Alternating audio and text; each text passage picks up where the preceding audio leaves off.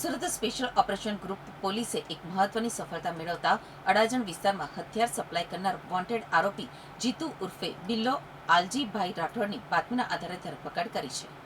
ગત તારીખ 16/6/2026ના રોજ અડાજણ પોલીસ સ્ટેશનની હદમાં પોલીસે એક ઈસમને દેશી હાથ બનાવટના તમંચા સાથે ઝડપી પાડ્યો હતો. આ મામલે અડાજણ પોલીસ મથકમાં ગુનો નોંધવામાં આવ્યો હતો. પોલીસ પૂછપરછમાં સામે આવ્યું હતું કે પકડાયેલા ઈસમને આ તમંચો આપનાર મુખ્ય સૂત્રધાર ફરાર હતો, જેની શોધખોળ ચાલી રહી હતી. એસઓજી પોલીસે બાતમીદારોના નેટવર્ક અને ટેકનિકલ સર્વેલન્સના આધારે ફરાર આરોપી જીતુ ઉર્ફે બિલ્લો રાઠોડને ઝડપી પાડ્યો છે.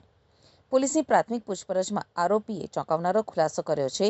આરોપી જીતુ, જે વ્યવસાય છૂટક મજૂરી કામ કરે છે, તેણે જણાવ્યું હતું કે આજથી 5 વર્ષ પહેલાં જ્યારે તે તાપી નદીમાં નહાવા પડ્યો હતો, ત્યારે તેને નદીના પટમાંથી બિનવારસી હાલતમાં 4 દેશી તમંચા મળી આવ્યા હતા.